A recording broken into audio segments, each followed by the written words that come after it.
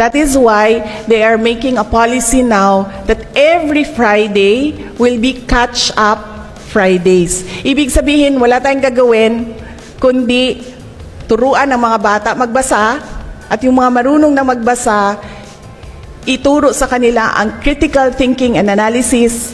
Yung mga marunong na sa critical thinking and analysis, pasulatin ninyo ng libro, pasulatin ninyo ng essay, lahat ng kailangan natin gawin na matutunan ng mga bata, gawin natin sa Catch-Up Fridays. At hindi lang yun, dahil meron din tayong kailangan i-catch up sa health, sa values, and sa peace education.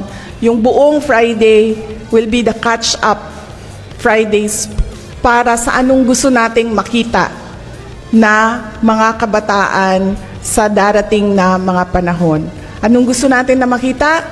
Mga batang makabansa.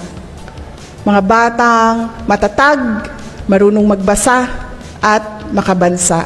Kaya kailangan natin ng isang araw kung saan kailangan natin humabol doon sa kung saan natin gusto dalhin ang mga bata. Dahil hindi pwedeng paulit-ulit na lang tayo sa ating ginagawa, pero wala naman tayong nakikita na pagbabago, wala tayong nakikita na improvement sa ating mga learners.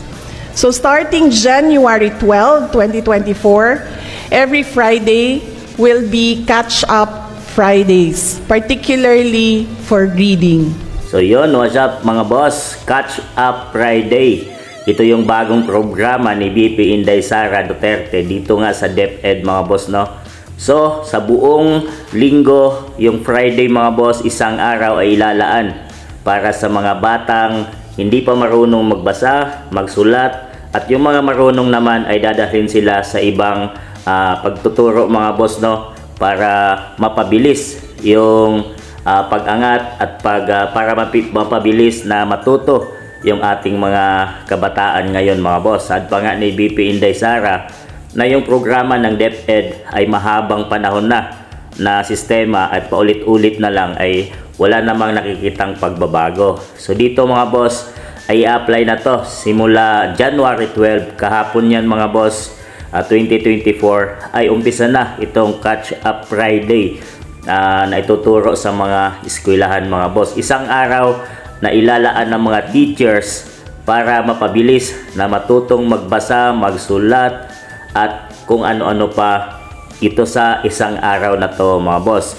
So binago yan ni VP Inday Sara dahil nakikita niyang ito ang paraan para mapabilis na matuto ang ating mga anak, ang mga kabataan. So mga nagsistema ang ginawa at talagang may improvement na ginawa itong si VP Inday Sara dito nga sa education ng Pilipinas mga boss.